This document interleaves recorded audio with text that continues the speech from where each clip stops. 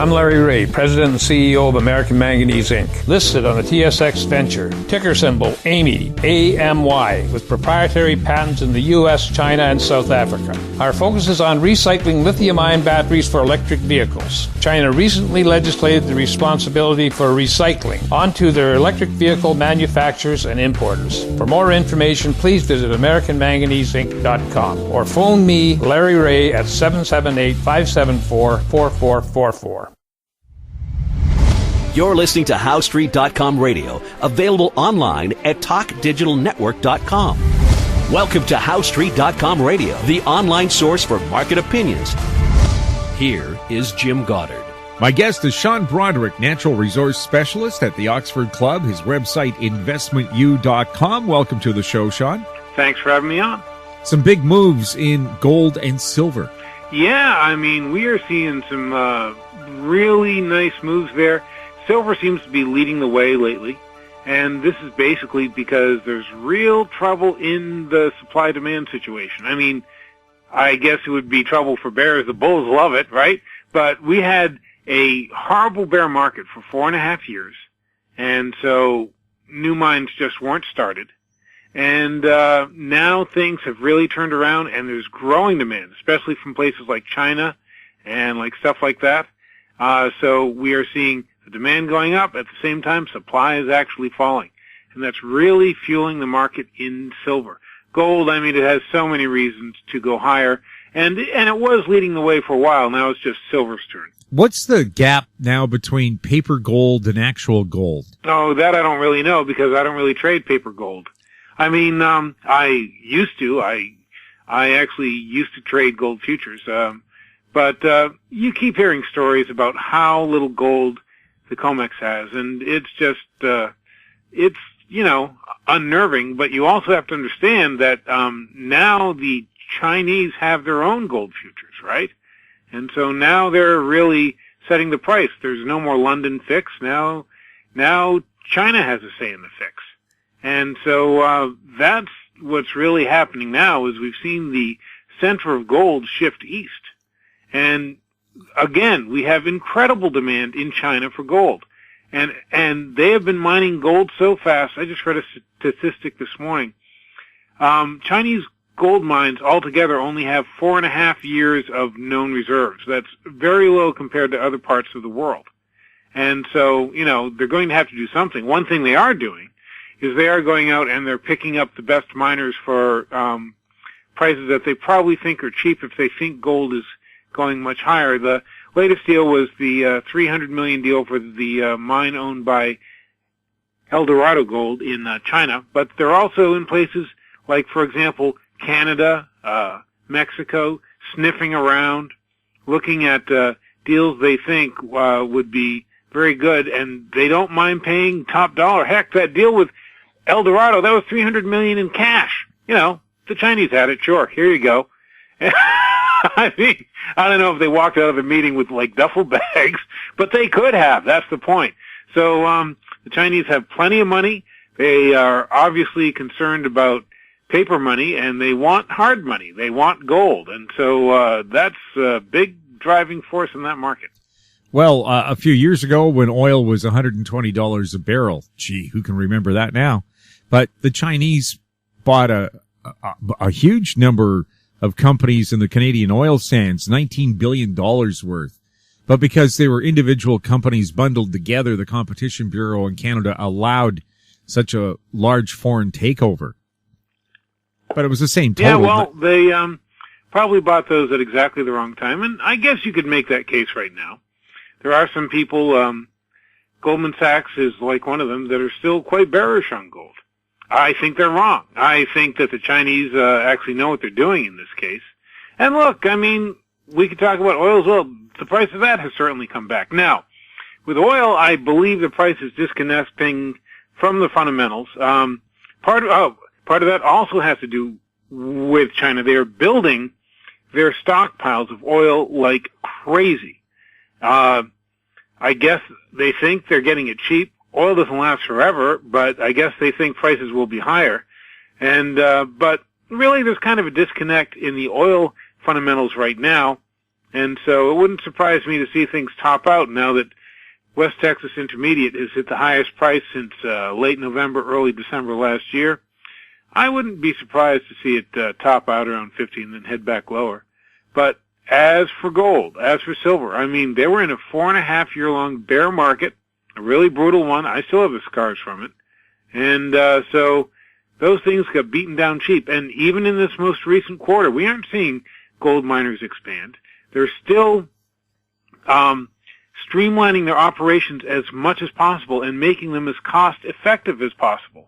A Barrick Gold shaved another $10, $15 an ounce off its per ounce gold, off its price to actually produce each ounce of gold. I forget what their cost is now. I'm going to say $7.50, but it might be something else. But they're really bringing the price down, and all the good smart miners they're still cutting back. So, we will see some new mines open up, and there is a lot of potential out there, but the gap between what is needed and what is going to come online is big. It's big. And that's the kind of thing that can really drive a bull market in gold, and I would not be surprised to see that happen.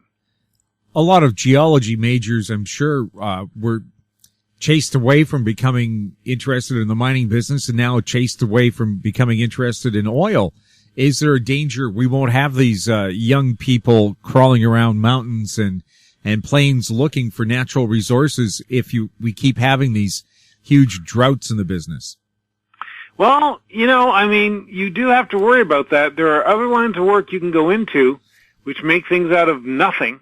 Apps, for example. If you're in computer software, you're actually on your own kind of gold mine.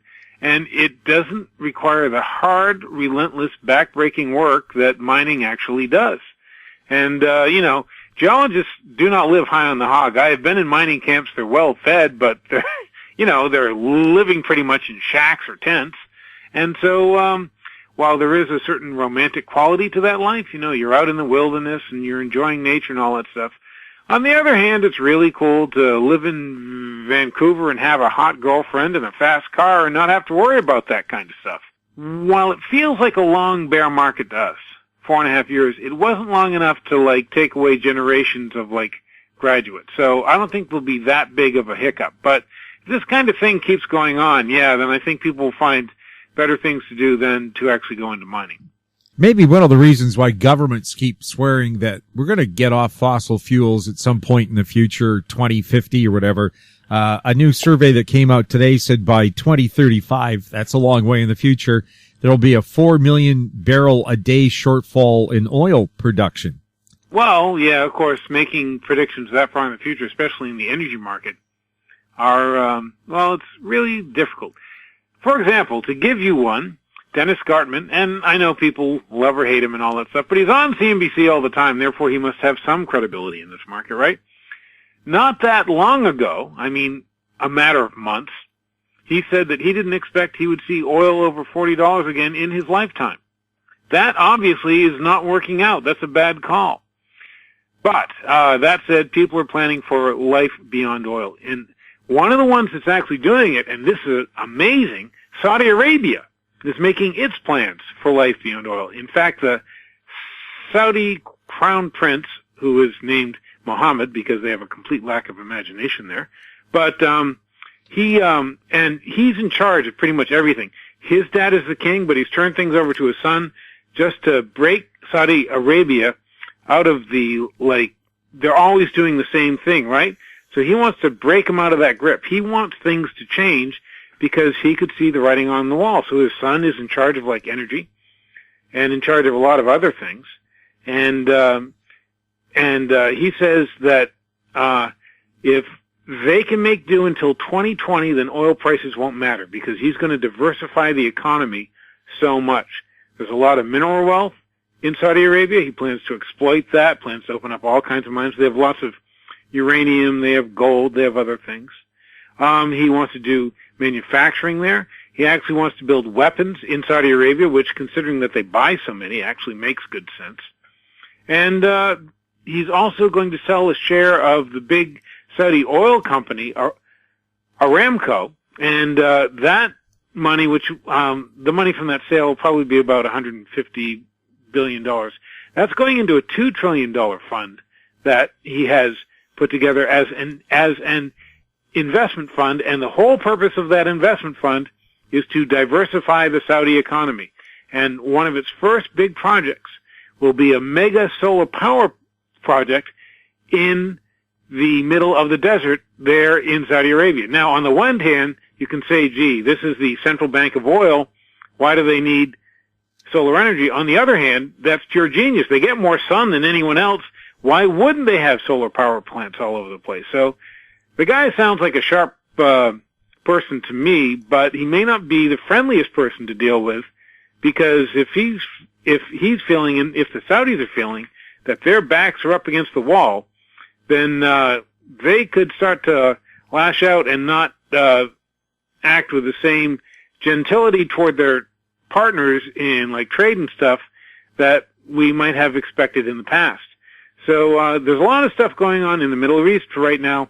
That's one reason, again, why I think there's kind of a disconnect between oil prices and the fundamentals, because after the failure of the meeting that they recently had among all the oil producers, including Russia, to try and cap oil production, Russia left that meeting saying it was going to produce more. Iran, of course, was the real skunk in the punch bowls. Its refusal to agree to a cap is what really has hurt the whole thing. They're certainly going to produce more.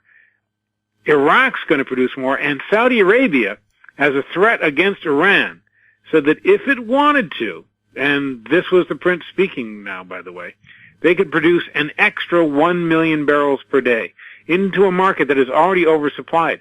The only thing that's really keeping prices up now is the fact that the Chinese are buying so much and storing it. But at some point, they're going to hit their limit of how much they can store. And so there's a lot going on in the oil markets right now. Extremely interesting. I'm glad to own oil stocks, but I bet you there's another leg that will actually turn things down, and I believe that's coming, and that will be my chance to pick up other companies that I wanted to own, but to pick them up at a cheaper price. Well, with China buying all this oil, it's probably because the Chinese have fallen in love with SUVs, and they suck up a lot more gasoline. You could say that, but actually one thing they are doing is they have built a lot of refineries, and they're actually, along with storing oil, they're also turning a lot of oil into gasoline and then re-exporting it, and diesel as well. And so the crack spread on diesel, for example, has dropped to a 6-year low. That's the spread between the input costs and like what they can actually sell it for. So there's a lot going on there, and again, that's a country where the government really interferes in things, just like in Saudi Arabia. And right now they're handing out free money to everybody, saying, get this economy going. They believe they have to come up with some ungodly number, something like 150 million jobs a year or something, as their agricultural pretty much country. I mean, a large part of China is still agricultural. So as all those people move from the countryside to the city, they have to create jobs for them, or else they'll have civil unrest probably. And so that's their plan. They have to do that. On the other hand, there's another country with a huge population growth, and that's India, a very young population, and they need an insane number of jobs. I forget what the number I saw on that. Something like over the next 10 years they need 1 billion jobs or something. Like, where are those going to come from? So there's a lot of stuff that could really upset the markets here, both long and short term, and so it could be a wild ride. Then again, you know, it's extremely profitable in like some things. Some things that we have, for example, in Oxford Resource Explorer, we added them. Mining companies, they're just taking off. And I don't think we're at the point yet where you can buy anything, you know, because that's a really silly and yet exhilarating time to be in the market. But certainly the better stocks are going up every single day, and that puts big smiles on everybody's faces. We'll have more with Sean Brodrick right after the break. Unbelievable harmony, spectacular performance, the ultimate tribute to the Everly Brothers and Simon and Garfunkel. Bird Dog and the Vintage Electric Band coming to West Vancouver Friday, May 6th at the K-Meek Center. Buy online and save at ontourtickets.com. I'm Larry Ray, President and CEO of American Manganese Inc., listed on the TSX Venture, ticker symbol AMY, A-M-Y, with proprietary patents in the U.S., China, and South Africa. Our focus is on recycling lithium-ion batteries for electric vehicles. China recently legislated the responsibility for recycling onto their electric vehicle manufacturers and importers. For more information, please visit AmericanManganeseInc.com or phone me, Larry Ray, at 778-574-4444.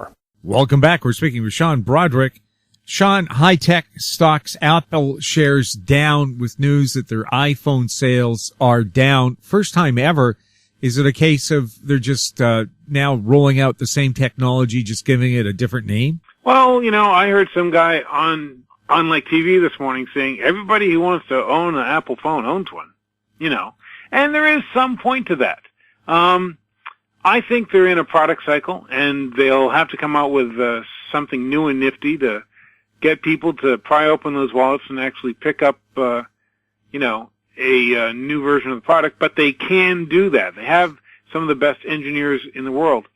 And one interesting thing to look at is you might want to look at the suppliers of Apple, and many of them that you might think would be hurt along with Apple are actually holding up okay. Skyworks Solutions is one company that makes chips for like Apple, and it's up today, because it's been able to diversify, and it already warned that it was going to be facing a hard quarter, but the guy who runs the company also hinted that, things were really going to improve down the road because he could see that coming. So when you're in a product cycle, this kind of thing happens, and some people just, lose it and say, oh my God, this is the end, just a big downhill slope.